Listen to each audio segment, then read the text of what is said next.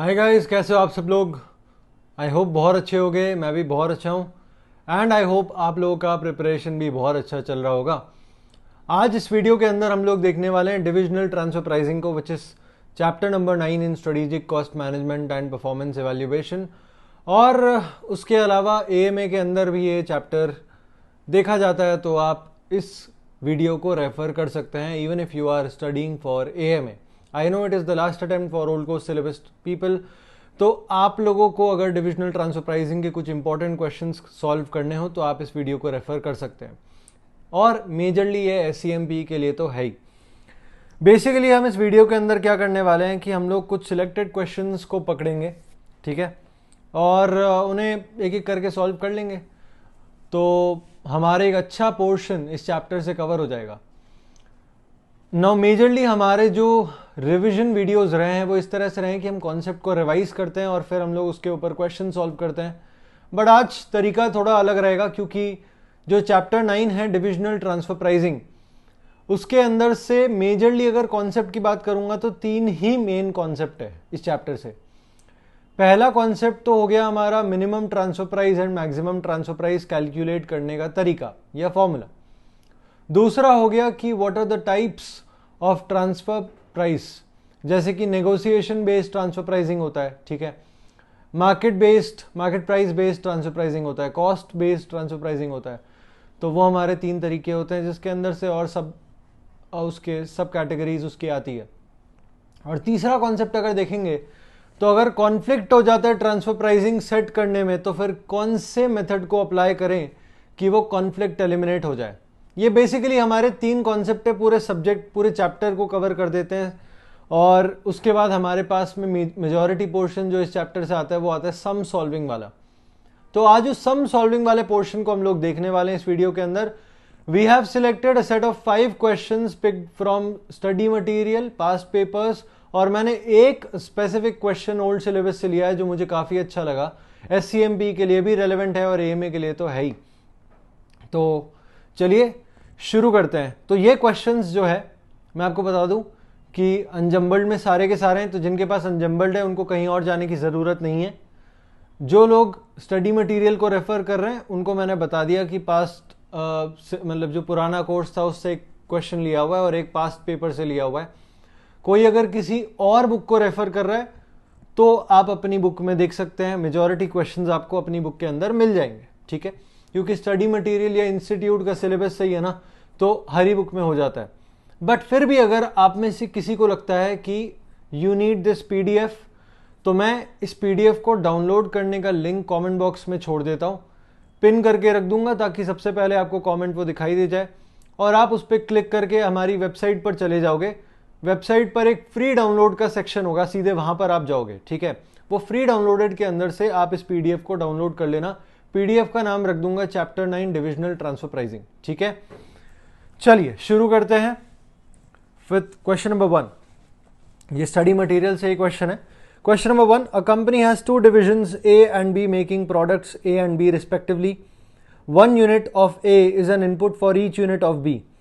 B has a production capacity of 45,000 units and ready market. दो चीजें पता चल गई है यहां से कि भाई A का 1 यूनिट चाहिए B के 1 यूनिट के लिए, और B का जो डिमांड है वो 45,000 से ज्यादा का है नहीं, उसके पास में कैपेसिटी है 45,000 का और रेडी मार्केट है, मतलब कि 45,000 बनाकर वो 45,000 सेल भी कर पा रहा है, okay. Other information regarding division A R, सबसे पहले कैपेसिटी बता दी है 50,000 यूनिट्स का, एक्सटर्नल सेल्स मैक्सिमम 30,000 यूनिट्स की कर सकता है, वो 30,000 से ज्यादा का वो कर नहीं सकता, तो 30,000 तो हम लोग एक्सटर्नल सेल्स में विश्वास रखेंगे। Now fixed cost up to 30,000 units, अगर 30,000 यूनिट तक आप प्रोडक्शन करते हो तो आपको फिक्स्ड कॉस्ट बेयर करना पड़ता है 4,30,000 रुपीज का। बियॉन्ड 30,000 यूनिट्स 50,000 रुपए से बढ़ जाएगा फॉर एवरी एडिशनल 10,000 यूनिट्स, ठीक है। यानी कि ये 30,000 से 50,000 जाने के बीच में मेरे 20,000 आते हैं, ठीक है, तो हर 10,000 पे 50,000 रुपए बढ़ जाएगा। इसका मतलब है कि मैक्सिमम 50,000 क्वांटिटी जब मैं बनाता हूं, 50,000 यूनिट जब मैं प्रोड्यूस करता हूं, तो मेरा fixed cost in this case हो जाएगा 5,30,000 रुपीज, ठीक है। द क्वेश्चन इज कि मुझे वो बनाना है या नहीं बनाना है, that is a decision that we have to take. अब वेरिएबल मैन्युफैक्चरिंग कॉस्ट बताया 55, बहुत सारे लोग इसको वेरिएबल कॉस्ट मान के सॉल्व कर लेते हैं। वेरिएबल मैन्युफैक्चरिंग कॉस्ट है, वेरिएबल कॉस्ट नहीं है, it is a part of variable cost, right. उसके अलावा सेलिंग कॉस्ट भी वेरिएबल दिया हुआ है, तो इन दोनों को मिलाकर ही आपका वेरिएबल कॉस्ट बनेगा। Variable selling cost external sales के लिए अलग से दिया हुआ है, स्पेशल ऑर्डर या फिर ट्रांसफर टू बी के लिए अलग से दिया हुआ है। So in case of external sales it is 10 rupees per unit, in case of internal sales या फिर अगर स्पेशल ऑर्डर करते हैं तो 5 रुपए पर यूनिट ही लगता है। सेलिंग प्राइस पर यूनिट भी अलग अलग दिया हुआ है, एक्सटर्नल मार्केट का है आपका 80 rupees per unit, special cells का अलग से दिया हुआ है 70 पर यूनिट, ठीक है। ये चीजें ध्यान में रखेंगे, हमारे क्वेश्चन में हेल्प करेगी। Now B can buy the input A from outside, बाहर से खरीद सकता है वो ए को। कितने में खरीदेगा? सबसे पहले तो वो इनकम्प्लीट स्टेज पे खरीद रहा है, इसलिए उसको 45 पर यूनिट का ही ये लगेगा, ठीक है ना। फिर उसके बाद उसको सब कॉन्ट्रैक्टिंग चार्जेस इनकर करने पड़ेंगे ₹30 पर यूनिट के। इसका मतलब यह है कि अगर बाहर से परचेज करता है तो 45 में परचेज किया, 30 का सब कॉन्ट्रैक्ट किया, टोटल मिलाकर वो 75 पर यूनिट का उसको पड़ेगा। नाउ ये 75 पर यूनिट में वो उस स्टेज को मैच करता है जिसपे वो डिवीजन ए से कोई यूनिट रिसीव करता। Division B is willing to pay a maximum of 75 per unit, तो 75 पर यूनिट देने के लिए वो मैक्सिमम पे तैयार है, क्योंकि बाहर भी उसको 75 में मिल रहा है, अंदर भी वो मैक्सिमम 75 देने के लिए तैयार है। बट उसकी शर्त क्या है? If division A supplies its entire demand of 45,000 units, पूरा 45,000 यूनिट्स का जो डिमांड है वो पूरा केटर करेगा तो 75, और अगर उससे कम किया तो फिर वो सिर्फ 70 पर यूनिट ही देगा। Now division A has also received a special order for 15,000 units, 15,000 units का उसको स्पेशल ऑर्डर मिल गया। तो अब डिसीजन लेने वाली बात है, एक्सटर्नल करें, स्पेशल ऑर्डर करें, इंटरनल में फुल सप्लाई करें या पार्ट सप्लाई करें, ये सारे क्वेश्चन हमारे सामने अभी दिख रहे हैं। ना 15,000 यूनिट्स का स्पेशल ऑर्डर आया, ये तो हम फुल ले सकते हैं या फिर रिजेक्ट कर सकते हैं, ठीक है। मतलब कि 15,000 और नथिंग, या तो 15,000 पूरे दो या फिर कुछ भी नहीं चाहिए आपसे। डिवीजन ए में choose to avoid variable selling cost of ₹5 per unit on transfer to B और special order by incurring a fixed overhead of ₹50,000 per annum instead. एक और डिसीजन मेकिंग का पॉइंट कि आप 5 पर यूनिट का variable selling cost in this case लगाओगे या 50,000 रुपए फिक्स्ड इनकर करोगे? बोलो कौन सा करोगे? तो ये एक और डिसीजन मेकिंग का पॉइंट है जो हमें इसको पहले डिसाइड करना होगा। And then what we have to do is we have to decide what is the best strategy for division A, and we have to show the profitability of that particular option, and what will the range of transfer price be under if the best strategy is chosen। चलो इसे solve करते हैं। सबसे पहले हमारे पास जो options हैं, ये ऑप्शंस आपको एग्जाम में बनाने की ज़रूरत नहीं है, बट हम बना रहे हैं ताकि हमें थोड़ा सा हेल्प मिल जाए समझने के लिए। सो डिवीजन ए के पास में काफ़ी सारे ऑप्शंस है। The first option is definitely external market, right. External market है उसका 30,000 यूनिट्स का। उसके बाद में उसके पास आता है इंटरनल मार्केट।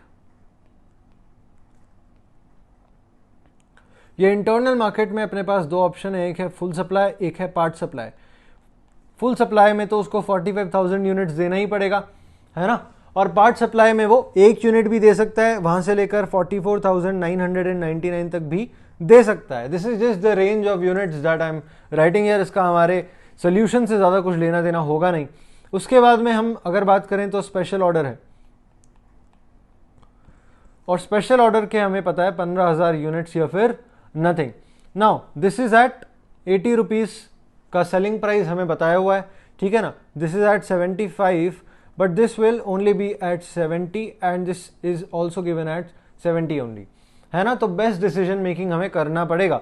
बट उसके पहले हमारे लिए डिसीजन मेकिंग के दो पॉइंट्स थे कि पहला हम एडिशनली 50,000 रुपए पर 10,000 यूनिट्स इनकर करें या ना करें, and second point of decision making was कि 5 पर यूनिट का वेरिएबल सेलिंग कॉस्ट पे करें या फिर हम लोग 50,000 का फिक्स्ड ओवरहेड इनकर कर लें। तो देखो यहां पर एक चीज समझ में आती है कि 30,000 का एक्सटर्नल सेल्स अगर मैं करता हूं, ठीक है, उसके बाद में आई कैन 15,000 का स्पेशल ऑर्डर मैं दे सकता हूं, I can do that, right. And then also उसके बाद भी मैं 5,000 यूनिट्स के पार्ट सप्लाई भी कर सकता हूं, या फिर मैं क्या कर सकता हूं कि मैं यहाँ पर 20,000 यूनिट्स का पार्ट सप्लाई कर सकता हूँ.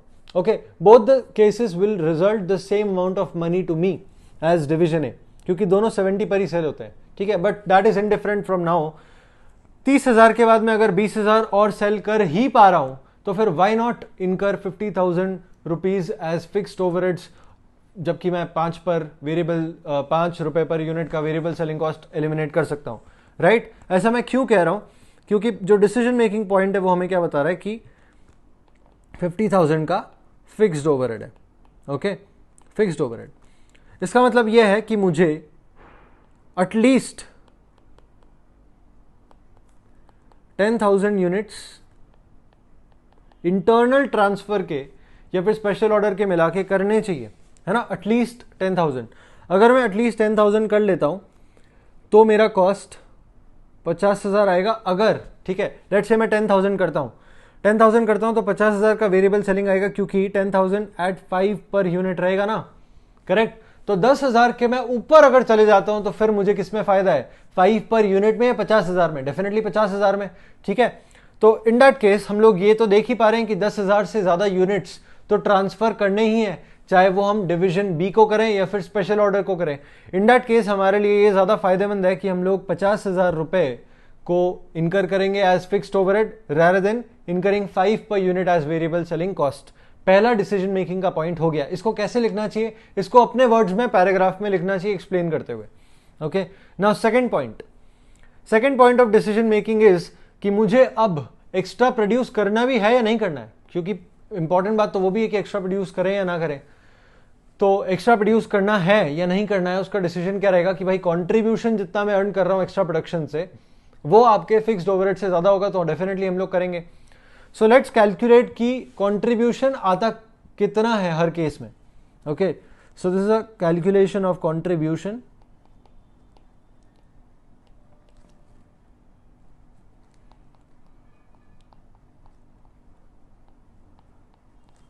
Now our first option is external, right? Second option is internal full, third option is internal part, and fourth option is special order. All right, now my selling price is known to me. Variable manufacturing cost is also given to me. ये तो constant रहने वाला है. और variable selling cost is also known to me. ये मैंने decide कर लिया कि मैं इनकर नहीं कर रहा तो यहां पर भी नहीं लूंगा. So in this case my contribution will be, इसका आता है 15, इसका आता है 20, इसका आता है 15 और इसका भी आएगा 15 ही. Okay, now because the contribution per unit is sufficient, क्योंकि अगर मैं देखूंगा कि हर 10,000 यूनिट पे 50,000 रुपए से फिक्स्ड कॉस्ट बढ़ रहा है, तो इसका मतलब है कि पर यूनिट मेरा जो कॉस्ट है वो 5 आ रहा है. 50,000 डिवाइडेड बाय 10,000. सो अगर हर यूनिट पे मेरा जो फिक्स्ड कॉस्ट है वो 5 पर यूनिट का आ रहा है, मेरा कंट्रीब्यूशन 5 पर यूनिट से ज्यादा का है, इसका मतलब है कि मैं फिक्स्ड कॉस्ट इनकर कर सकता हूं. इसका ये मतलब है अल्टीमेटली कि मैं ज्यादा प्रोडक्शन कर सकता हूं और मैं सप्लाई करूंगा. ठीक है, so that is how we are taking the decision. ये भी आपको अपने वर्ड्स में एक्सप्लेन करके पैराग्राफ फॉर्म में लिखना चाहिए. Now our main answer starts here कि यहां पर हमने कंट्रीब्यूशन कैलकुलेट कर लिया है. अगर कंट्रीब्यूशन कैलकुलेट कर लिया उसके बाद हमें बेसिकली अगर कुछ करना चाहिए तो वो है रैंकिंग. तो ये फर्स्ट है, उसके अलावा बाकी सारे सेकंड पर हैं. ठीक है ना. इसका मतलब ये है कि हमारे लिए सबसे पहली प्रायोरिटी होगी कि हम इंटरनल में फुल सप्लाई कर दें. अगर हम लोग इंटरनल में फुल सप्लाई करेंगे हमें सबसे ज्यादा फायदा उसमें निकल के आता है. So we have to decide the best strategy for division A. तो उसके लिए सबसे ज्यादा फायदेमंद ये हो रहा है एट प्रेजेंट कि वो क्या करे, बताओ, कि वो supply full quantity to division B. Right, कितना? 45,000 यूनिट्स, है ना. इसके बाद के जो 5,000 बचते हैं उसका हम क्या कर सकते हैं? स्पेशल ऑर्डर तो कर नहीं सकते क्योंकि 15,000 और नथिंग. तो ये 5,000 को हम एक्सटर्नल मार्केट में सेल कर देंगे. रिमेनिंग 5,000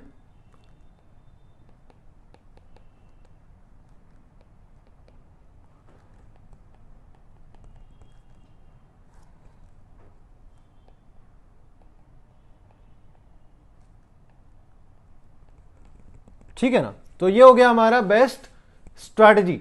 अब हमें निकालना है इस स्ट्रैटेजी के अंदर प्रॉफिटेबिलिटी। तो बताओ प्रॉफिट कितना आता है। उसके लिए हमें एक टेबल बनाना पड़ेगा, पर्टिकुलर्स और amount.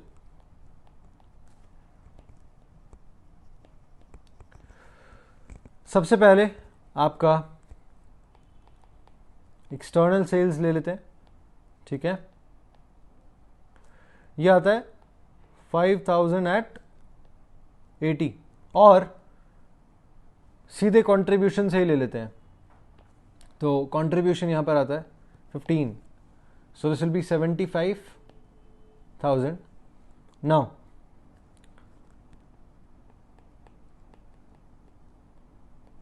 Internal sales 45,000 at 20, so ये हो जाएगा आपका 9 lakhs। ओके, इसके बाद में फिक्स्ड सेलिंग कॉस्ट हमने इनकर किया 50,000 का, एंड इसके बाद में हमारा फिक्स्ड कॉस्ट तो है ही, और वो कितना है 5,30,000, and this is our profit.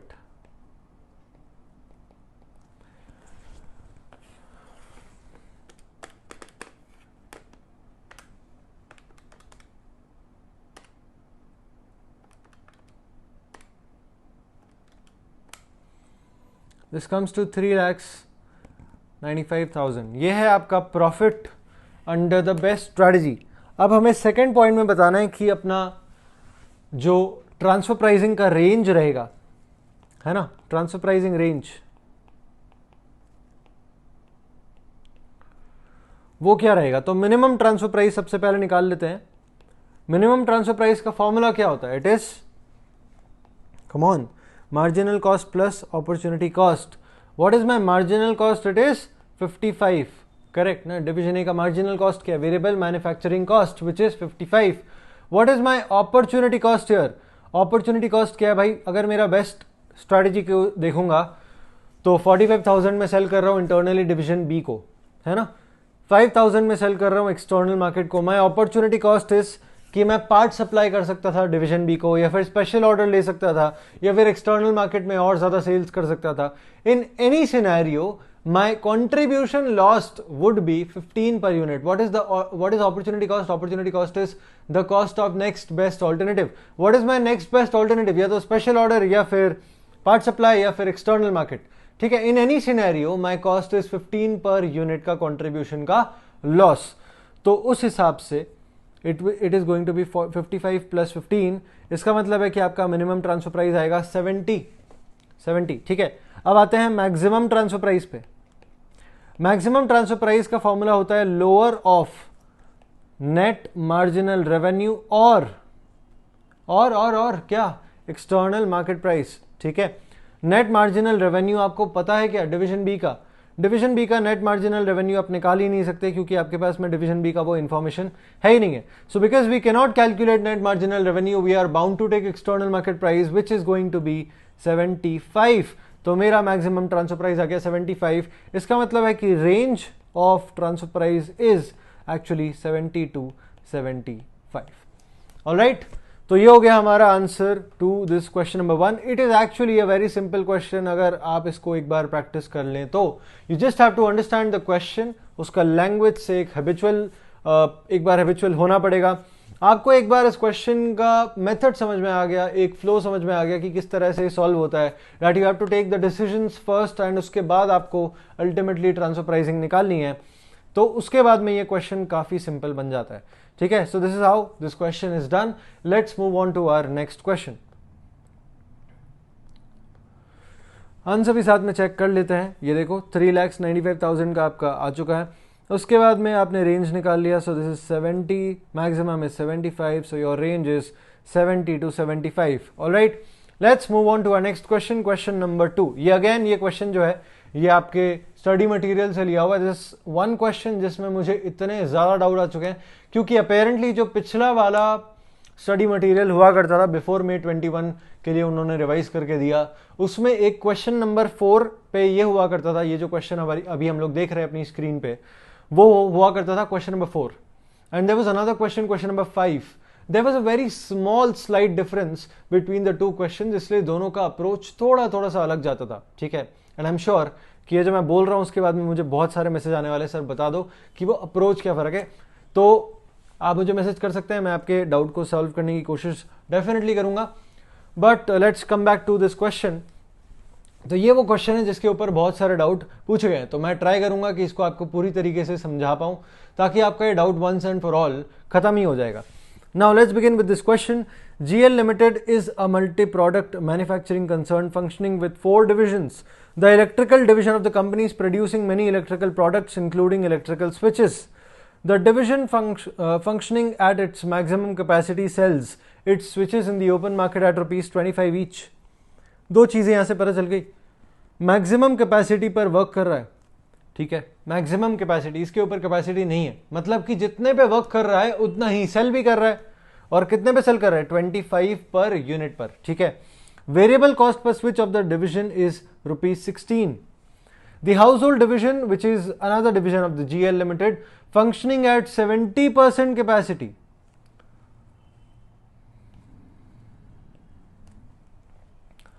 Asked electrical division to supply 5,000 switches per month. अच्छा, 5,000 उनको स्विचेस चाहिए per month at the rate of ₹18 each. बताओ ऐसा करेगा क्या? वो करने के लिए तैयार होगा ही नहीं ना. 25 पे वो बाहर सेल कर रहा है और मैक्सिमम डिमांड, मतलब जितना कैपेसिटी उतना पूरा का पूरा उसका डिमांड भी है ना. तो जब 25 पे सेल करे वो 18 पे इंटरनली सेल क्यों करेगा? Losing contribution of 7 per unit नहीं करेगा वो. ठीक है. But let's read the question for the on. Switches per month at the rate of ₹18 each to fit in night lamps produced by it. The total cost per night lamp is being estimated as detailed below. तो इनको 50 रुपए लगते हैं अगर ये components purchase करते हैं outside supplier से. तो कुछ कंपोनेंट्स तो इनको आउटसाइड सप्लायर से परचेज करने ही पड़ते हैं, वो है 50 रुपए के. उसके अलावा अगर इंटरनली स्विच परचेज करते हैं, जो कि इनकी बात चल रही है, नेगोशिएशन चल रहा है कि आप 18 पर हमें ट्रांसफर कर दो, तो इन्होंने माना हुआ है 18 रुपए.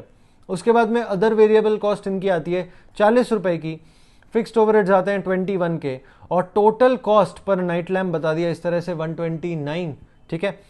Now what it is saying is कि the household division is marketing night lamps at a price of ₹130 each.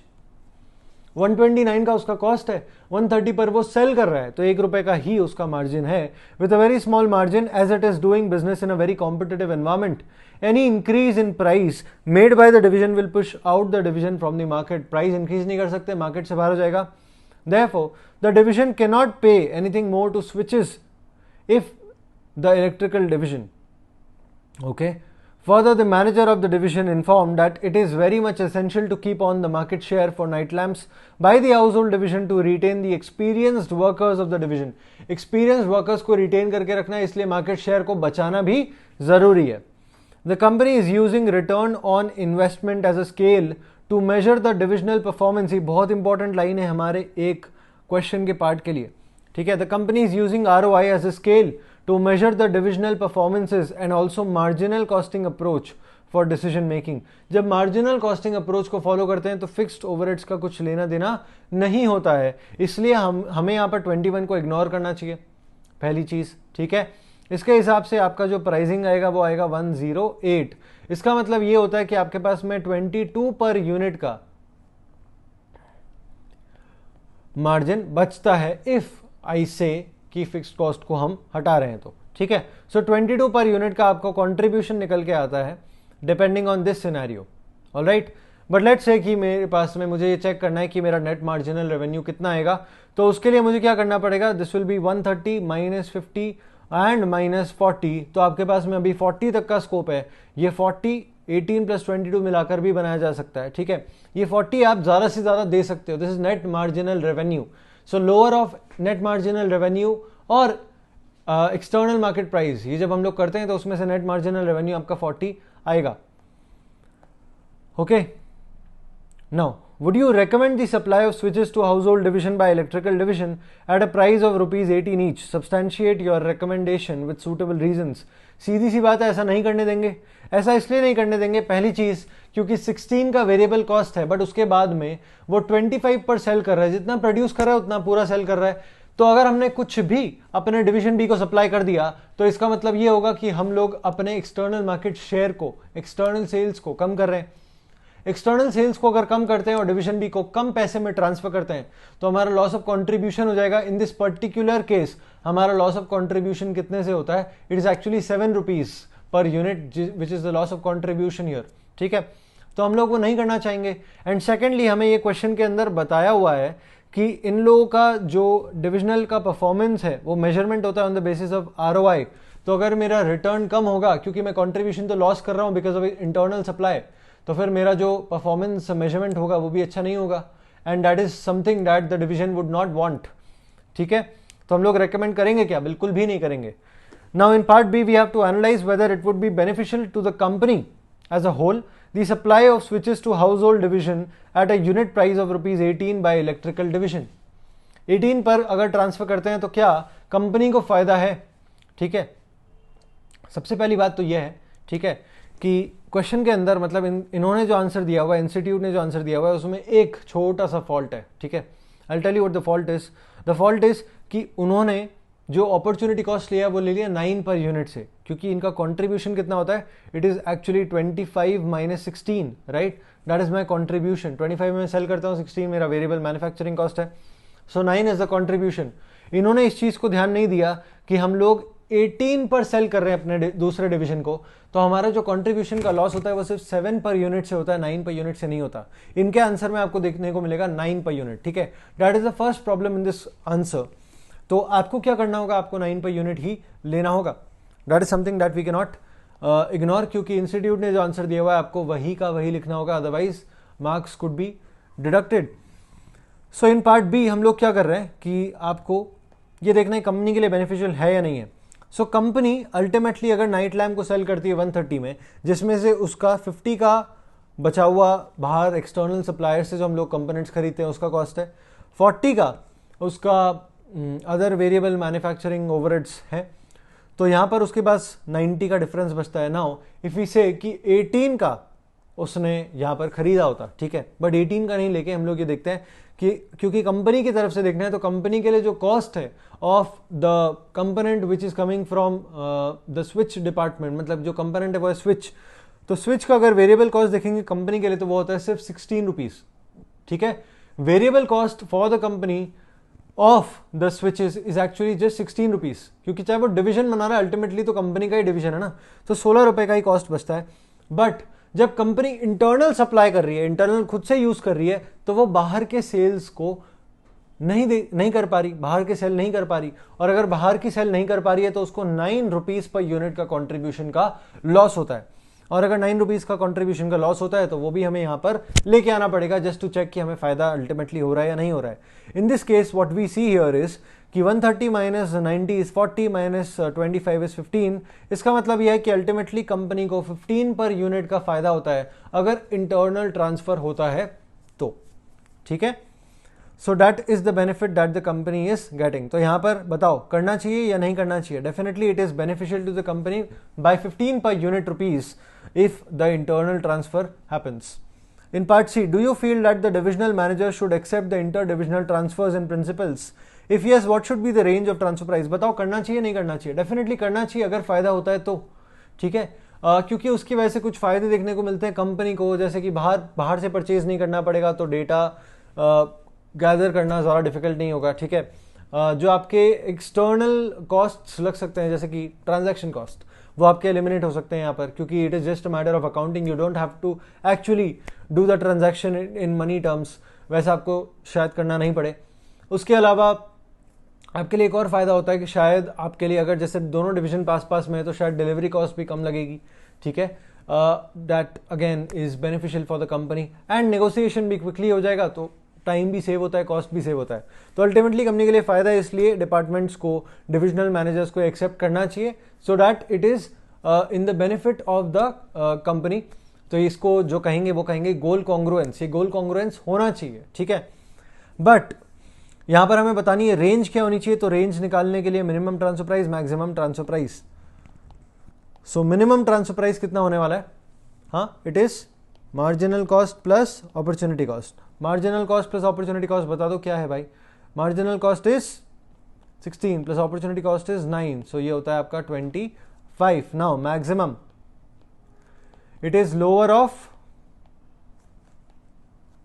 Net marginal revenue और एक्सटर्नल मार्केट प्राइस, ठीक है। Do you know the external market price? You don't know, right. So net marginal revenue कितना है? 40। तो आपका range क्या बन गया? 25 to 40, ठीक है। Simple question. Now coming to the last part of this question, suggest the steps to be taken by the chief executive of the company to change the attitude of divisional heads if they are against the inter-divisional transfers। तो हमें क्या करना चाहिए? dual rate transfer pricing and two part transfer pricing system। इसके ऊपर आपको क्या क्या लिखना चाहिए? इसके ऊपर जितना इंस्टीट्यूट ने अपनी बुक के अंदर लिखा हुआ है वो सारा कुछ लिखना चाहिए, इंक्लूडिंग उसके एडवांटेजेस और डिसएडवांटेजेस जो भी दिए हो, ठीक है।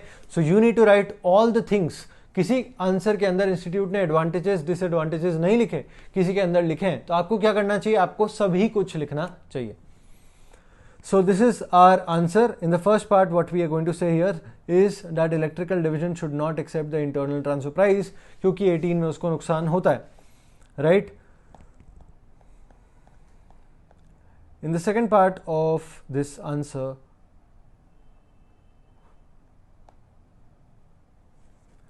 यहाँ पर 15 पर यूनिट का उसको फायदा होता है कंपनी को per unit, so beneficial to the company as a whole to the extent of 15 per unit of night lamp sold, okay? Next, third चीज़ आपको ये बतानी थी कि रेंज क्या है, तो 25 to 40 and the last one is resolve करने के लिए dual rate transfer pricing system and two part transfer pricing system. यहाँ पर इन्होंने जैसे इसके डिसएडवांटेजेस नहीं लिखे तो आपको लिखने चाहिए, okay. Let's move on to the question number 3। अच्छा, वेरी इंपॉर्टेंटली ये वाला जो पॉइंट था जो मैंने आपको यहाँ पर समझाया, ठीक है, this particular part is very important क्योंकि यहां पर सबसे सारा डाउट आते हैं। इसको एक बार फिर से मैं रिपीट कर देता हूं। 130 में नाइट लैम्प सेल करता है कंपनी, ठीक है, क्योंकि अल्टीमेटली डिवीजन बी क्या है, मतलब हाउस होल्ड डिवीजन क्या है, कंपनी का ही तो पार्ट है ना। तो कंपनी नाइट लैम्प को अगर सेल करता है तो 130 पर यूनिट पर सेल करता है। उसका जो कॉस्ट लगता है वो लगता है 50 एंड 40। उसके अलावा 16 का कॉस्ट उसको स्विच बनाने का लगता है, बट स्विच वो बाहर सेल नहीं कर पा रहा जिसकी वजह से उसको अपॉर्चुनिटी कॉस्ट आ रहा है which is loss of contribution, that is 9 per unit and ultimately 15 per unit हम लोग इस तरह से कैलकुलेट करते हैं, ठीक है। I hope this is clear now. Alright, let's move on to the next question, question number 3। Question number 3 start करते हैं। This is from international transfer pricing. Standard Corporation Incorporated SCI is a US-based multinational company engaged in manufacturing and marketing of printers and scanners. It has subsidiaries spreading across the world with which either manufactures or sells printers and scanners using the brand name of SCI. Okay. Now, the Indian subsidiary of SCI buys an important component for the printers and scanners from the Chinese subsidiary of the same MNC group. The Indian subsidiary buys 1,50,000 units of components per annum from the Chinese subsidiary at CNY 30 per unit and pays a total custom duty of 29.5% of value of the components purchased. A Japanese MNC which manufactures the same component which is used in the printer and scanners of SCI has a manufacturing unit in India and is ready to supply the same component to the Indian subsidiary of SCI at 320 rupees per unit. The SCI is examining the proposal of the Japanese manufacturer and asked its Chinese subsidiary to present its views on this issue. The Chinese subsidiary of the SCI has informed that it will be able to sell 1,20,000 units of the components to the local Chinese manufacturers at the same price, that is 30 yen per 30 CNY per unit, but it will incur inland taxes at 10% on sales value. Sales value पर 10% से inland taxes लगेंगे. Now, variable cost per unit of manufacturing the component is 20 CNY per unit. The fixed costs of the subsidiaries will remain unchanged. The corporation tax rates and currency exchange rates are as follows. China में 25% से लगता है, $1 is equals to 61.5 rupees. India में 34% से लगता है, $1 is equals to 6.25 CNY, and 40% USA में लगता है, 1 CNY is equals to 9.80 rupees. Now prepare a financial appraisal for the impact of the proposal by the Japanese manufacturer to supply components for printers and scanners to Indian subsidiary of SCI. Present your solution in Indian currency and its equivalent. Now in part B, we need to identify other issues that would be considered by the SCI in relation to this proposal. While doing this problem, use the only information provided in the problem itself and ignore the actual taxation rules or treaties prevails in the above mentioned countries. चलो, हमें निकालना है कि basically अगर हम लोग Japanese MNC का जो इंडिया में ही प्लांट है वहां से अगर हम लोग परचेज करने का डिसाइड करते हैं तो इन दिस केस हमारे अल्टीमेटली एमएनसी ग्रुप पर क्या इंपैक्ट पड़ता है, and that we going to look at subsidiary wise. CNY पर क्या इंपैक्ट, मतलब चाइनीज सब्सिडरी पर क्या इंपैक्ट पड़ेगा, इंडियन सब्सिडरी पर क्या इंपैक्ट पड़ेगा, एंड ओवरऑल हमारे एमएनसी के लिए क्या इंपैक्ट दिखता है। Okay, so we have to now solve this question. सबसे पहले हमें बताया हुआ है कि हम अगर चाइना से परचेज करते हैं तो हमें क्या रेट लगता है, it is 30 CNY per unit और 29.5% का वैल्यू उसमें ऐड होता है।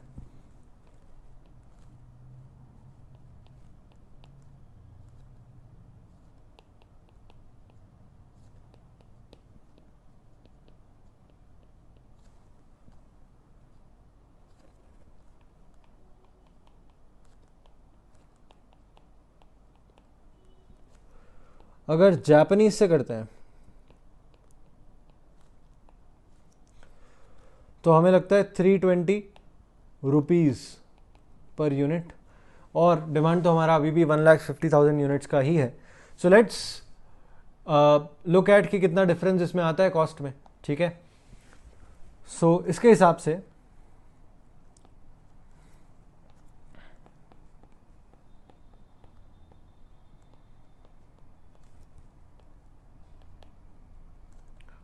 China and Japan, so units is same,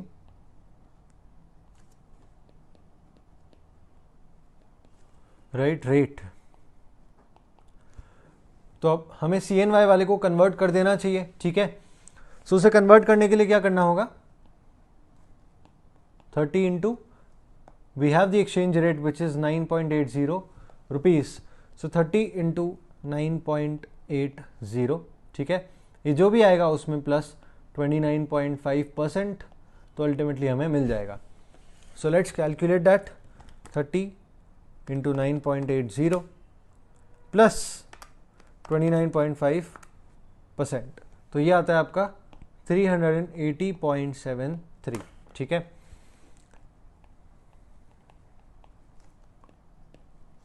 ultimately beneficial कहाँ से है। ठीक है, so cost is 1,50,000 multiplied by 380.73, ये आपका आएगा 5 crores 71,09,500। Okay, and in case of Japanese it comes to 4 crores 80 lakhs। Alright, अब टैक्स देखो, ज़्यादा कॉस्ट है तो टैक्स बेनिफिट भी ज़्यादा है। ठीक है ना, तो टैक्स हमारा कितने रेट से बचता है। हाँ, इंडिया में टैक्सेशन चलता है 34% से। ठीक है, 34% से, है ना। अगर हमारा कॉस्ट ज़्यादा होगा तो हमारा प्रॉफिट कम है, प्रॉफिट कम है तो हमारा टैक्स कम आएगा। इसका मतलब यह है कि जब मैं इसको ऐड 34% करता हूँ, है ना, सो पहले तो कैलकुलेट कर लूँगा।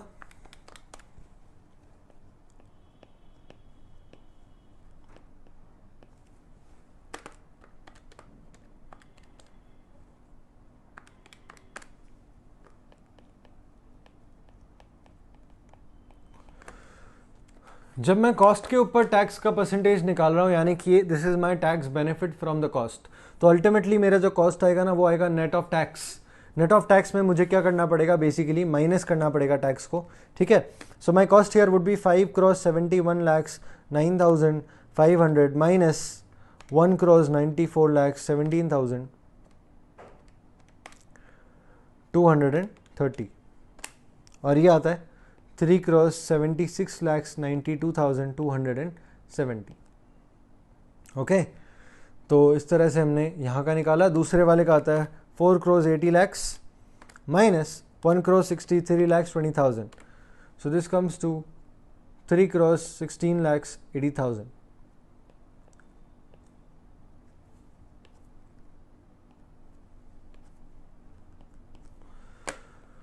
तो बेसिकली अगर मैं जापान से लेता हूँ, मतलब जापानीज मैन्युफैक्चरर से लेता हूँ, तो मुझे ज़्यादा फ़ायदा है क्योंकि मेरा कॉस्ट यहाँ पर कम लगता है ना।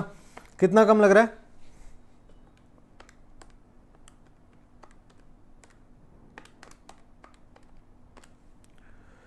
ये कम लग रहा है बाय 60,12,270, ठीक है।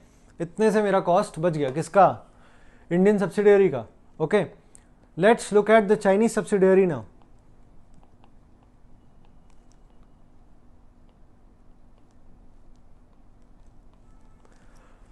तो चाइनीज सब्सिडियरी हमें सेल कर रही है 30 CNY पर, उसको 29.5% से कुछ लेना देना है नहीं, क्योंकि वो टैक्स तो हमारा यहाँ पर लग रहा है, राइट।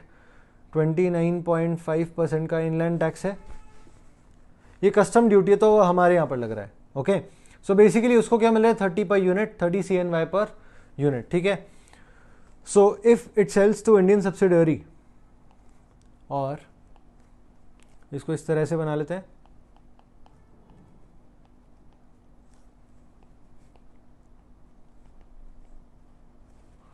इंडियन एंड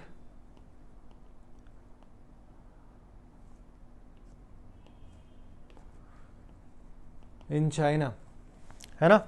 तो हमारा जो सेलिंग प्राइस है वो क्या है? इंडियन सब्सिडियरी पे तो 30 CNY है, ठीक है।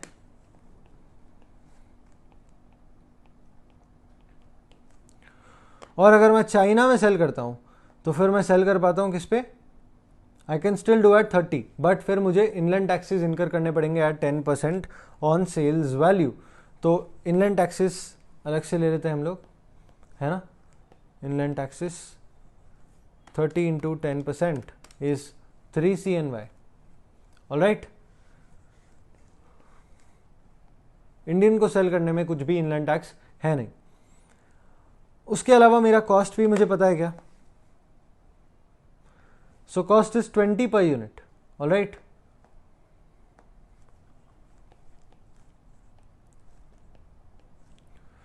तो अल्टीमेटली मुझे यहां पर फायदा होता है 10 का, यहां पर होता है फायदा 7 का। तो मैं जो टैक्स दे रहा हूं वो कितने पे दे रहा हूं? 10 और 7 पर। Okay, but there is one more thing before we go on to the taxation part. हम लोग इंटरनली सेल कर सकते हैं सिर्फ 1,20,000 यूनिट्स। ओके, सिर्फ 1,20,000 यूनिट्स। सो यूनिट्स यहां पर सेल कर रहे हैं 1,50,000 यूनिट्स, और यहां पर सेल कर रहे हैं 1,20,000 यूनिट्स। तो अकॉर्डिंगली मेरा यहां पर तो आता है 15 lakhs, राइट। और यहां पर कितना आता है? 120 multiplied by 7, this comes to 8,40,000। Okay, अब मैं इस पर टैक्स भी तो दे रहा हूं, तो टैक्स कितने से दे रहा हूं मैं?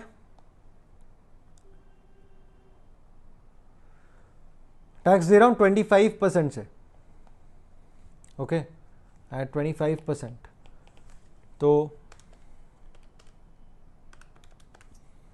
यह आता है 3,75,000। ओके, और दूसरा वाला आता है 2,10,000। नेट कितना मुझे मिल रहा है?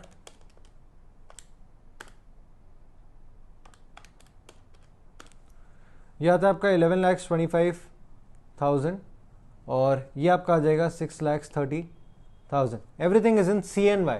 So let's convert it into rupees. Rupees में कन्वर्ट करने के लिए मुझे मल्टीप्लाई करना पड़ेगा 9.8 से। सो ये होता है आपका 1 crore 10 lakhs 25,000.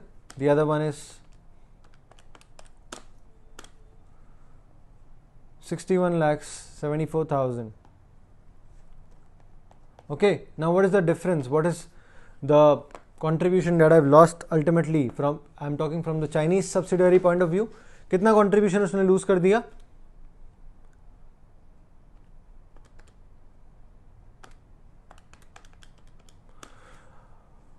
उसने खो दिया 48,51,000. अल्टीमेटली कंपनी को क्या इफेक्ट पड़ता है? तो बेनिफिट फ्रॉम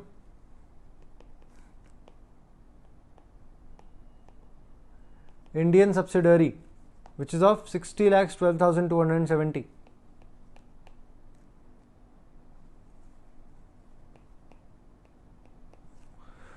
और loss from Chinese subsidiary is 48,51,000. What is the net impact? It is definitely benefit. कितना आता है?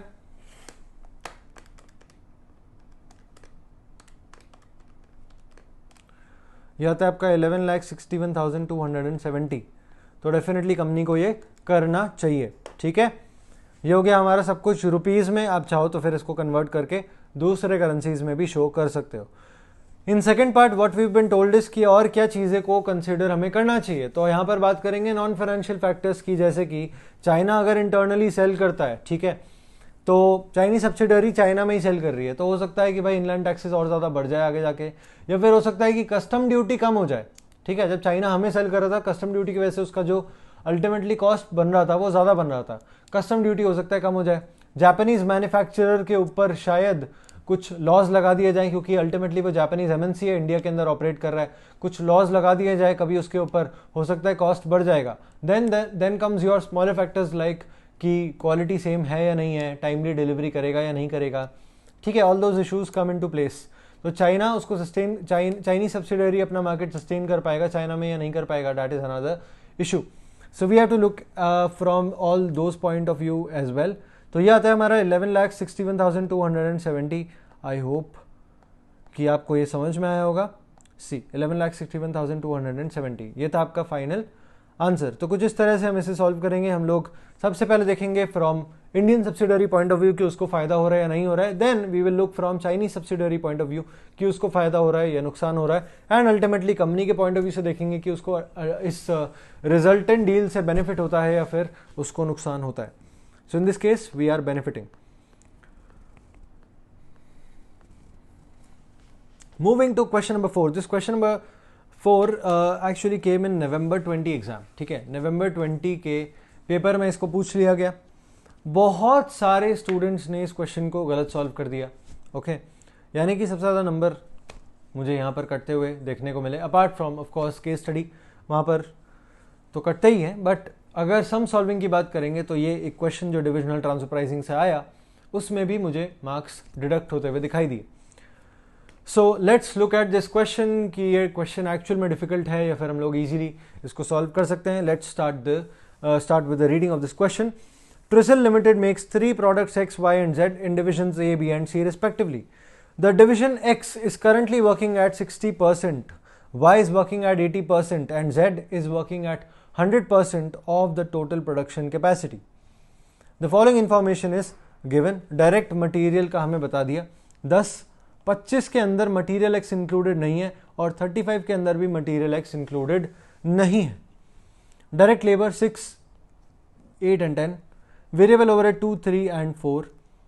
Total production capacity 15,000, 5,000, 2,500. ठीक है, टोटल प्रोडक्शन कैपेसिटी ये है, मतलब मैं कितने पे प्रोडक्शन कर रहा हूँ. 60% is 9,000. Okay, then in case of Y I am working at 80%, सो ये 4,000 बना रहा है. ये 100% बना रहा है, यानी कि ये 2,500 बना रहा है.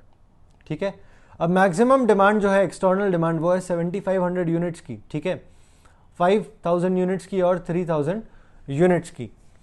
तो डिवीजन Z जो है वो तो 2,500 का कैपेसिटी रखता है. 3,000 का डिमांड है पर वो 2,500 से ज़्यादा तो सेल कर ही नहीं सकता. डिवीजन Y की अगर बात करेंगे तो 5,000 का कैपेसिटी है, 5,000 का डिमांड है पर बना 4,000 ही रहा है.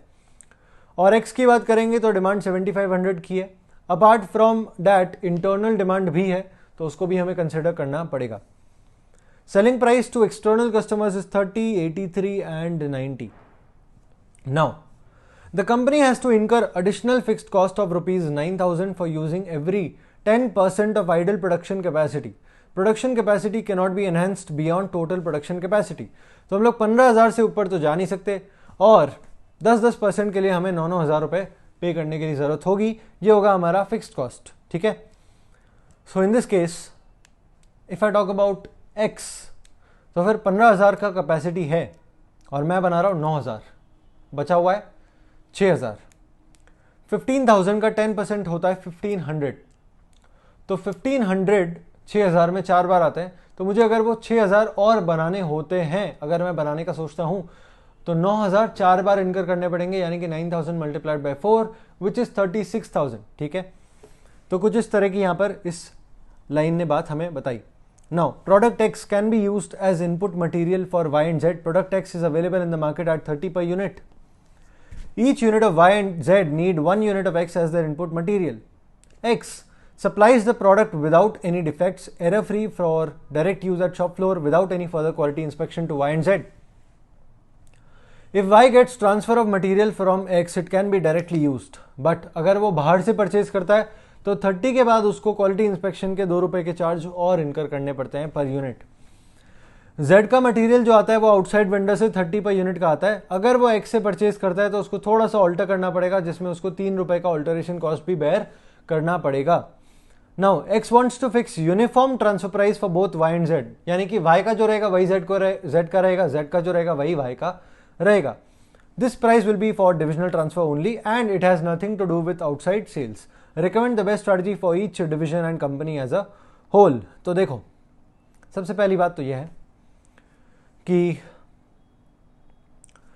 Y अगर परचेज करता है 30 पर तो उसको 2 रुपए और एक्स्ट्रा देने पड़ते हैं. Z परचेज करता है 30 पर तो उसको कुछ भी नहीं करना पड़ता. ठीक है. ये बात कर रहा हूँ जब वो आउटसाइड से परचेज कर रहे हैं. बट इंटरनली अगर परचेज करते हैं, Y परचेज करता है तो वो जितने पे परचेज करेगा वो काफ़ी है. और Z अगर परचेज करता है तो परचेज करने के बाद उसको 3 रुपए और एक्स्ट्रा देने पड़ेंगे. इसका मतलब यह है कि selling price to external customers X का तो 30 पर यूनिट का है ही. ठीक है. Z ज़्यादा से ज़्यादा कितना पे करने के लिए तैयार हो जाएगा, क्योंकि वो आउटसाइड से जब परचेज करता है तभी उसको 30 पर यूनिट का मिलता है. ज़्यादा से ज़्यादा वो देगा जब उसका टोटल कॉस्ट मिलाकर 30 हो रहा होगा. तो टोटल कॉस्ट मिलाकर 30 जब होगा जब वो X से 27 में परचेज कर ले. ओके. इस बात को यहां पर लिख के बताता हूं तो समझ में आ जाएगा.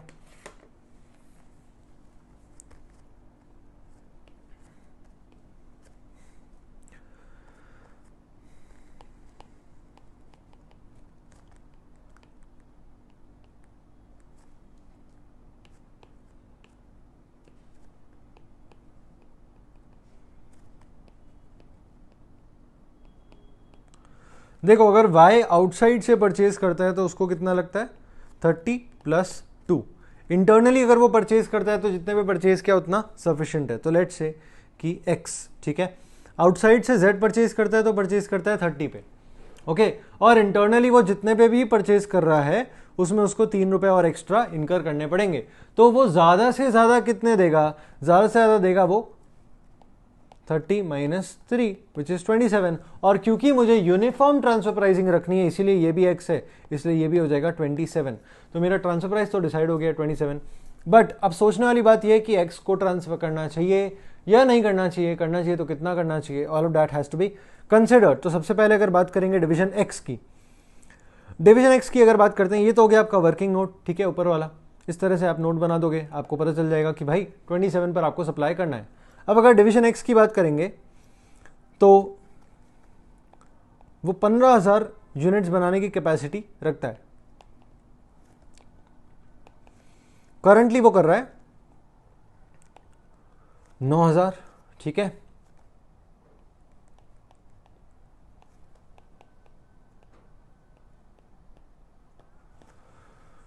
हर 10% पे मुझे 9,000 रुपए इनकर करने पड़ेंगे. रिमेनिंग है 6,000. ठीक है. Remaining capacity. अब डिमांड फ्रॉम Y कितना है?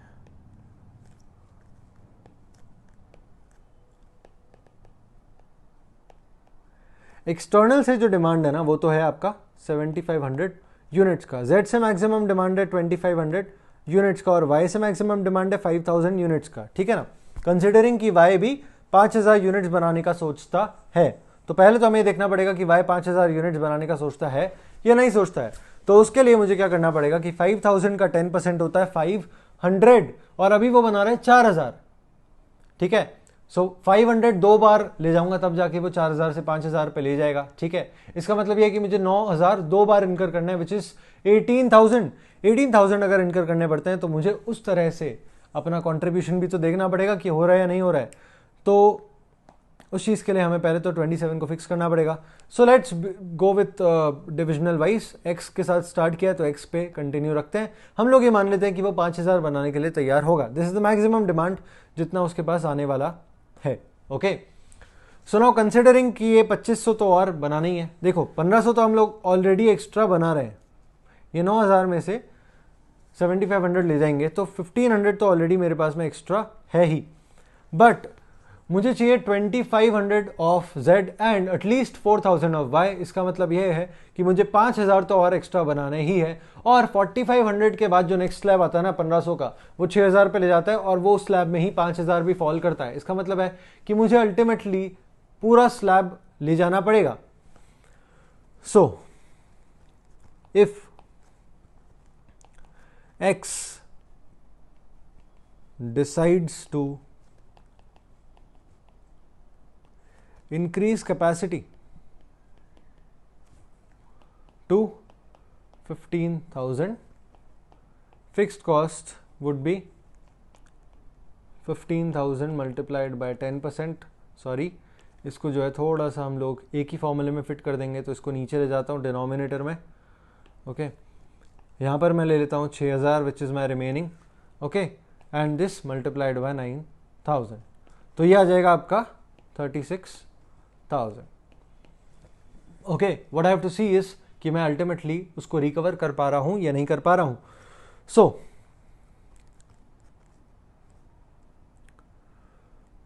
external sales anyway is 7500, but 1500 or rather 2500 of Z and 5000 of Y, this is at 27। But ये है मेरा प्राइस, कॉस्ट को तो माइनस कर दूं तो कॉस्ट मुझे बताया हुआ है क्वेश्चन के अंदर which is 6 and 2 which is 8 और 10 का मटेरियल, ठीक है, तो 18।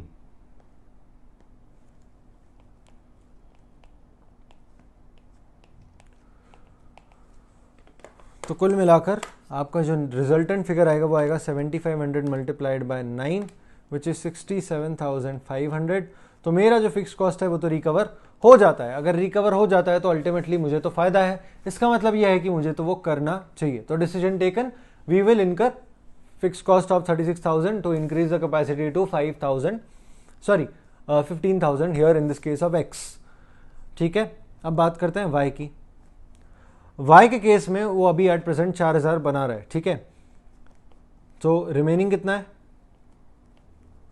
1000, 5000 का टोटल कैप है, उसका 10%, हर 10% के लिए कितना कॉस्ट है 9000।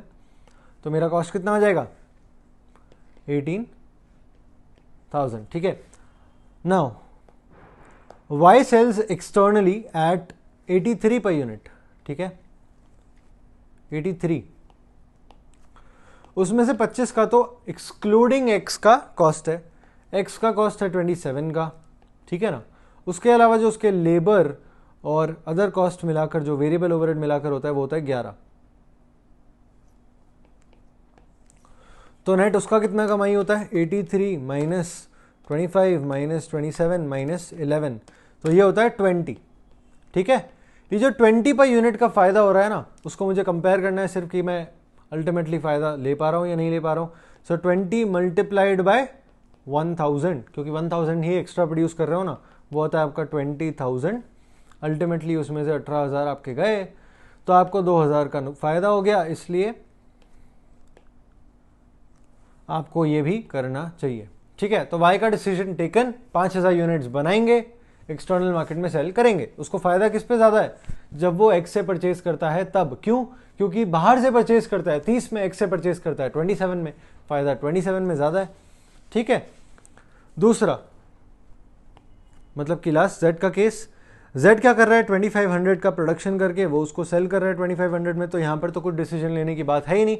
फायदा यह है इसको कि ये एक्स से परचेज कर लेता है 27 में, 3 रुपए का उसमें चार्जेस इनकर करता है, 30 रुपीज में अल्टीमेटली उसको पड़ता है, तो जेड के ऊपर कोई इंपैक्ट आया ही नहीं है।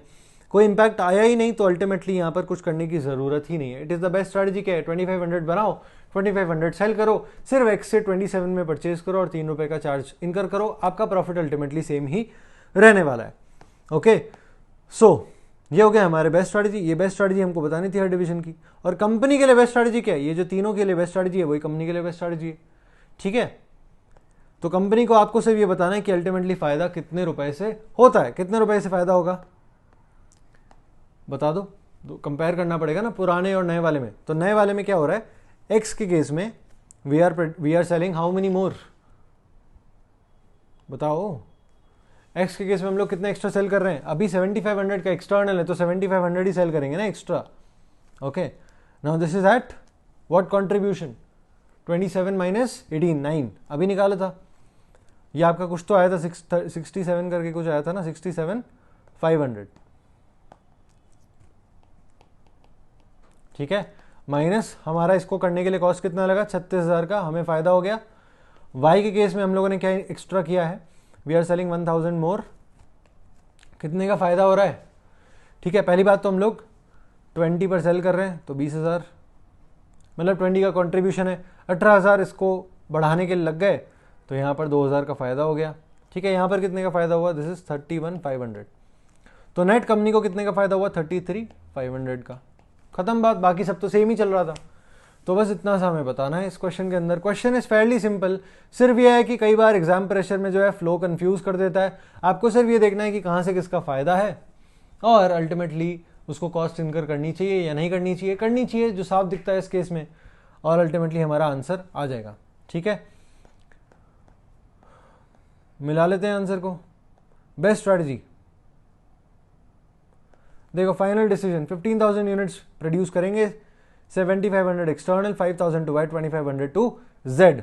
इधर 5,000 एक्सटर्नल में सेल करेंगे, इधर कुछ भी करने की जरूरत नहीं है क्योंकि हमारा जो फाइनल कैपेसिटी है वो एग्जॉस्ट हो चुका है। अल्टीमेटली कंपनी को जो फायदा है वो कितने का है?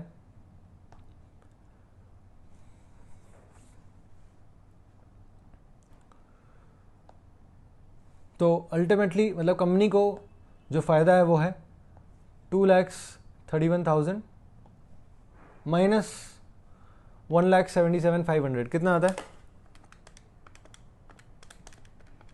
वो आता है आपका 53,500।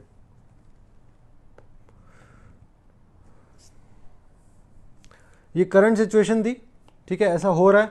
उसके बाद में इन्होंने क्या कहा कि भाई अब ऐसा हो सकता है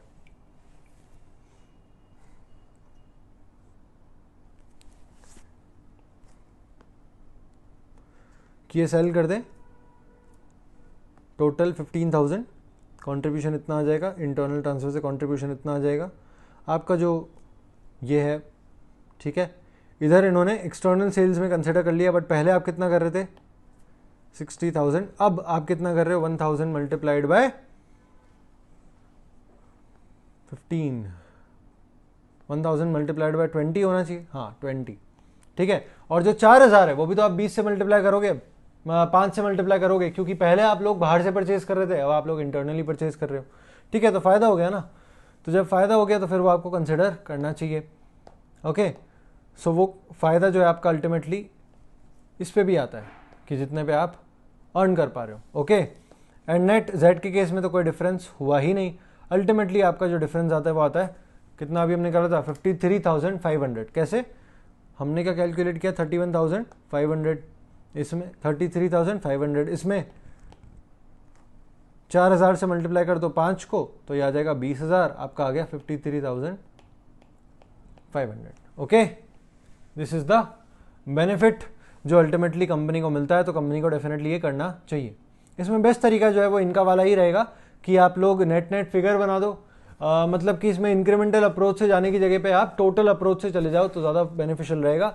सिंप्लिसिटी के साथ में आपका सोल्यूशन आ जाएगा और फाइनल आंसर जो आएगा वो ज़्यादा चांस रहेंगे कि करेक्ट ही आएगा। ठीक है, तो ये हो गया हमारा question number 4। I hope easy लगा होगा आपको।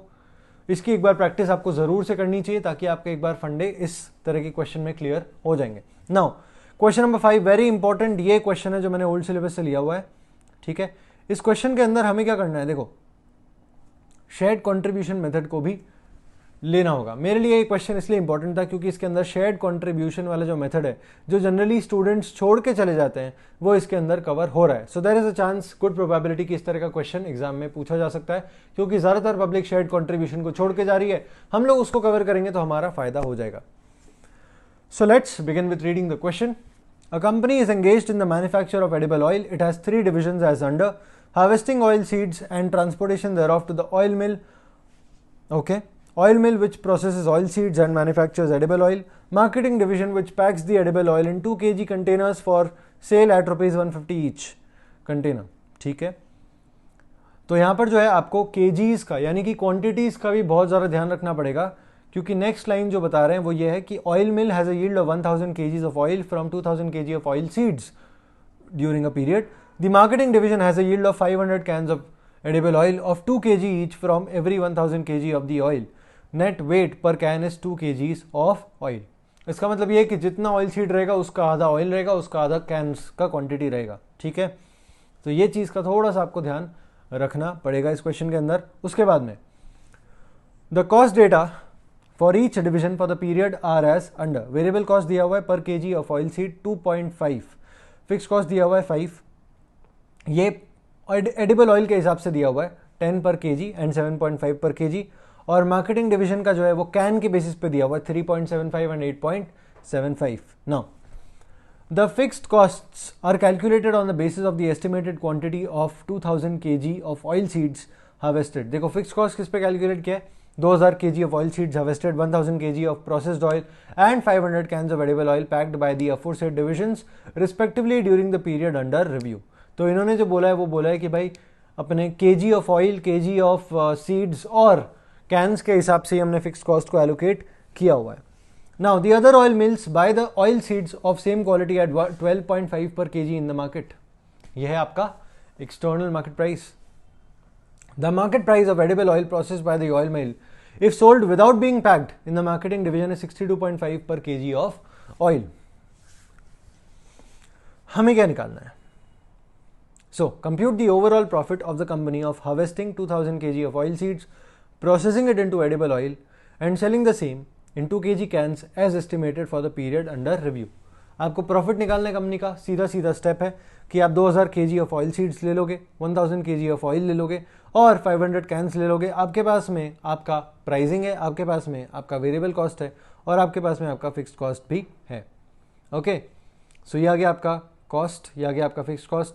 अल्टीमेटली सेल्स रेवेन्यू जो है वो तो कैन का होगा क्योंकि आप ऑयल सीड्स या ऑयल को तो अलग से बेच नहीं रहे हो, सिर्फ कैंस को सेल कर रहे हो, तो आपका अल्टीमेटली प्रॉफिट निकल के आ जाएगा. वो अभी हम निकालेंगे, मैं सिर्फ यहीं पर दिख गया इसलिए आपको शो कर रहा था. Next, compute the transfer prices that will be used for internal transfers from harvesting division to oil, from oil division to marketing under pricing methods. पहला है shared contribution in relation to variable cost and second is market price. ठीक है, और तीसरे में बताना है कि कौन सा डिविजनल मैनेजर कौन से प्राइस को, कौन से मेथड को प्रेफर करेगा. चलिए पहले पार्ट में हम प्रॉफिट निकाल लेते हैं. So ultimately what I am selling is 500 cans which is at what price मुझे बताया हुआ है 150 पर हम लोग सेल करते हैं. ठीक है, इसके पीछे मेरा ऑयल गया. ओके, सबसे पहले तो मार्केटिंग गया, तो 500 मल्टीप्लाइड बाय 3.75 एंड 8.75 ये होता है आपका 12.5.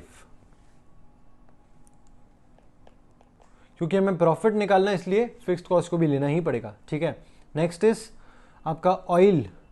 ऑयल कितना है 1000 kgs. ठीक है, जो आपका कॉस्टिंग है वो कितना है 10 एंड 7.5 तो 17.5.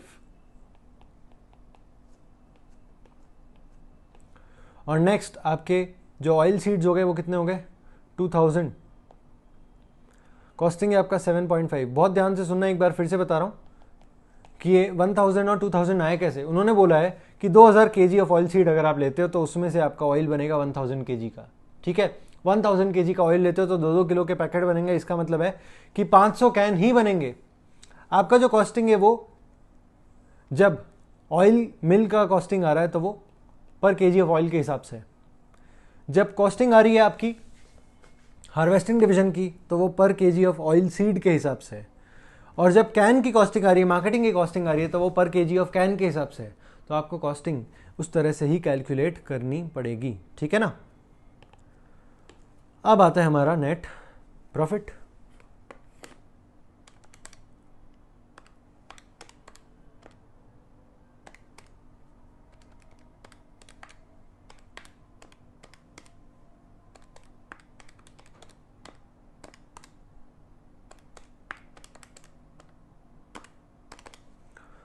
यह आता है आपका 36,250।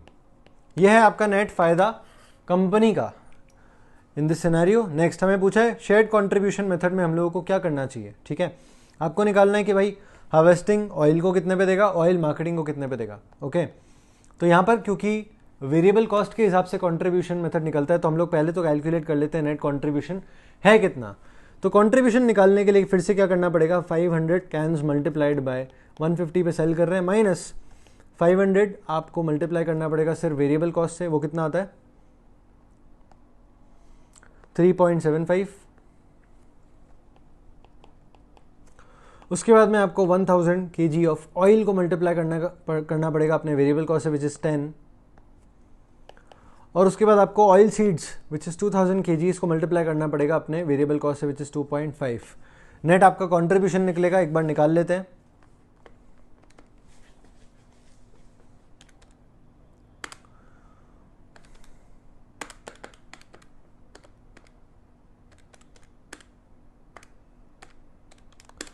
यह आता है आपका 58,125, ठीक है। इसको एक बार फिर से कैलकुलेट कर लेता हूँ जस्ट टू डबल चेक कुछ गलत ना हो जाए।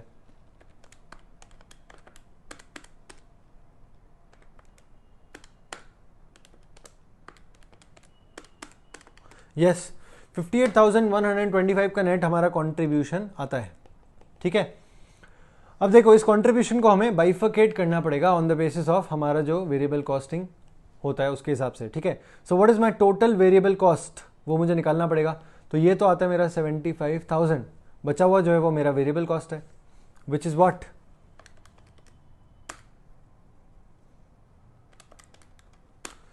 वो आता है आपका 16,875 टोटल वेरिएबल कॉस्ट तीनों का मिलाकर। जब मुझे कंट्रीब्यूशन को बाइफिकेट करना पड़ता है, शेयर्ड कंट्रीब्यूशन में हम लोग करते क्या है कि वेरिएबल कॉस्ट के बेसिस पर जो टोटल कंट्रीब्यूशन होता है उसको एलोकेट कर देते हैं और उसको फिर हमारे वेरिएबल कॉस्ट में ऐड करके उसका उसका ट्रांसफर प्राइस निकाल देते हैं। So in case of harvesting division my variable cost is 500, sorry it is 2000 multiplied by 2.5, वो होता है मेरा 10,000। So 10,000 divided by the total variable cost which is 16,875 multiplied by 58,125, ये कितना आता है,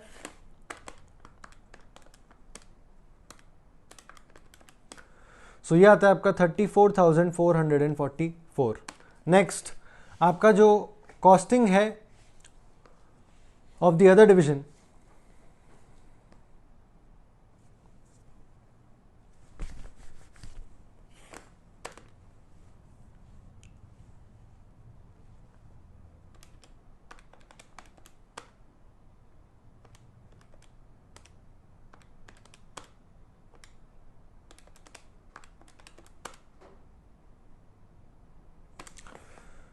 जस्ट अ सेकेंड, ये होता है 5,000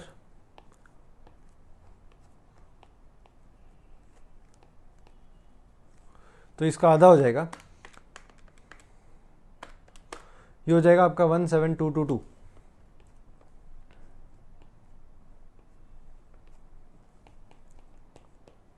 ठीक है। Next is the oil division which is, उसका कॉस्ट है 10,000 का, okay. 10,000 divide by 16,875 multiplied by 58,125, ये हो गया आपका 34,444. Okay, so this is your shared contribution. Alright, ये आपने कॉन्ट्रीब्यूशन शेयर कर दिया on the basis of variable cost. Basically variable cost के बेसिस पे, मतलब कि वेरिएबल कॉस्ट को प्रपोर्शन लेते हुए आप अपने कॉन्ट्रीब्यूशन, टोटल कॉन्ट्रीब्यूशन को शेयर करते हो between the divisions. That is shared contribution method. तो यहाँ पर हमारा ये आ गया. अब हम लोग हमारा स्टेटमेंट बना लेते हैं. तो सबसे पहले शेयर्ड कॉन्ट्रीब्यूशन मेथड में क्या रहेगा, एक तो हमारा है हार्वेस्टिंग डिवीजन, एक है हमारा ऑयल डिवीजन, एक है हमारा मार्केटिंग डिवीजन. ठीक है, तो सबसे पहले इसका जो वेरिएबल कॉस्ट है वो है 5,000. ठीक है, इसका हमने कंट्रीब्यूशन निकाल दिया 17,222, यानी कि इसका जो ट्रांसफर प्राइस हो गया वो हो गया 22,222. ठीक है, ऑयल डिवीजन का जो कॉस्ट है वो कितना है, इट इज़ 10,000. ठीक है, इसमें हम हमारा कंट्रीब्यूशन ऐड कर देते हैं ऑफ 34,444, एक 4 ज़्यादा हो गया आई थिंक. यप, और इधर से जो ट्रांसफ़र हो रहा है 22,222 पे वो भी मिलाकर हमारा कॉस्ट आ जाएगा, विच विल बी एक्चुअली 66,666. ठीक है, अल्टीमेटली हम लोग यहाँ पर 75,000 में सेल कर ही रहे हैं. तो देखो यहाँ पर हम लोग सेल करेंगे 22,222 में. इसमें से हमारा जो कॉस्ट है 5,000 का तो वेरिएबल का है. ठीक है, और 10,000 का हमारा जो कॉस्ट है वो है फिक्स्ड का. तो यहाँ पर नेट रिजल्टेंट फ़ायदा कितना होता है आपको, 15,000 माइनस कर दो तो आएगा 7,222. ठीक है, इनकेस ऑफ ऑयल डिवीजन आप सेल कर रहे हो 66,666 पर. इसमें से आपका जो वेरिएबल कॉस्ट है एक तो है 10,000 का, एक है आपका 22,222 का, और उसके अलावा आपका फिक्स्ड कॉस्ट है ऑयल डिवीजन में आपका फिक्स्ड कॉस्ट है 7.5 मल्टीप्लाइड बाय 1000 विच इज़ 7,500 का. ओके, तो यहाँ से आपका एक रिजल्टेंट फ़ायदा निकलता है.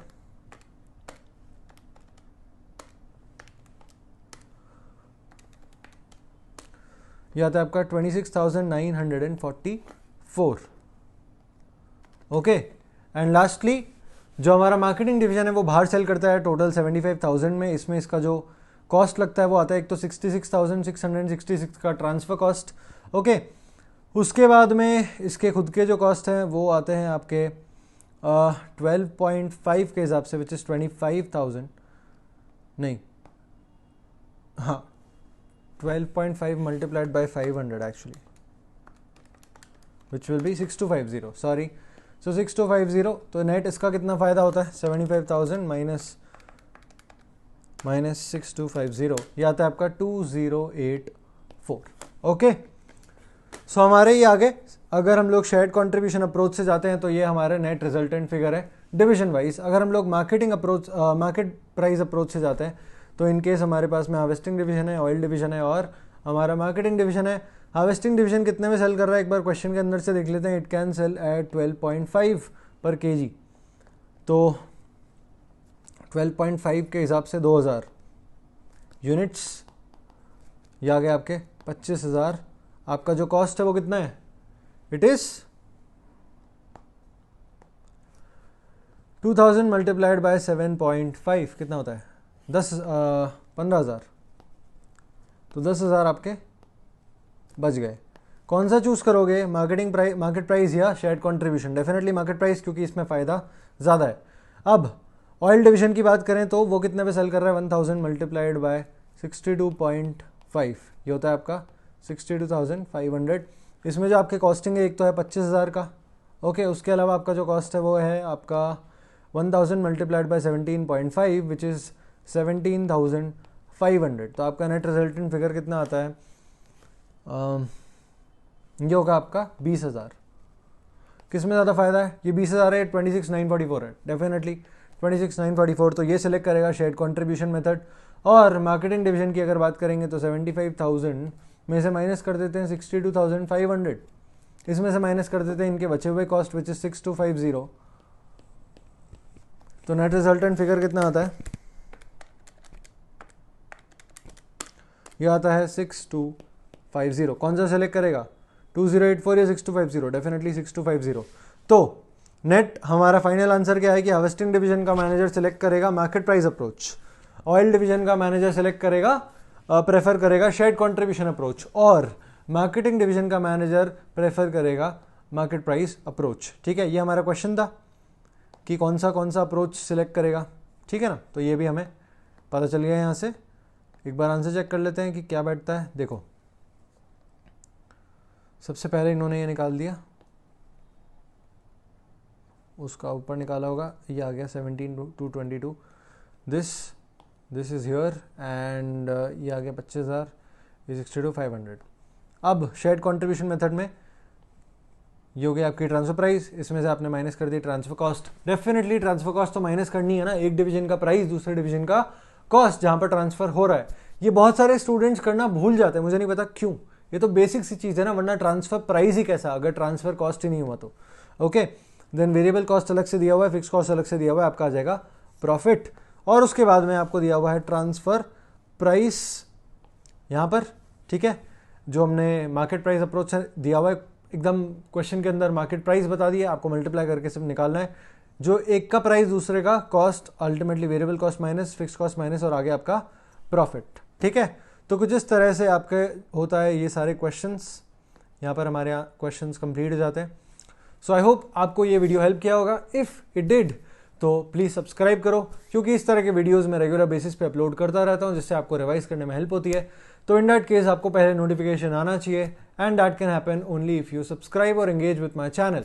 तो सब्सक्राइब करो, नोटिफिकेशन बेल आइकन को हिट कर दो। नहीं करना है मत करो, कोई टेंशन नहीं है, पर आप ध्यान रखना कि इस तरह के वीडियोस अपलोड होते रहेंगे। तो keep checking out my channel कि कुछ भी आपके कंटेंट आपको चाहिए SCMP में, वो शायद मेरे चैनल पर अपलोडेड ऑलरेडी होगा या मैं करने वाला हूँगा। ठीक है, उसके अलावा एक और चीज़ कि इस वीडियो को लाइक कर देना, ताकि YouTube इसको प्रमोट कर दे, ज़्यादा से ज़्यादा स्टूडेंट्स का फायदा हो जाए। अगर आपका फायदा होता है तो ही, वरना मत करो, कोई टेंशन नहीं है। ठीक है, I will see you next time and keep up with the preparation. All the best, see you next time.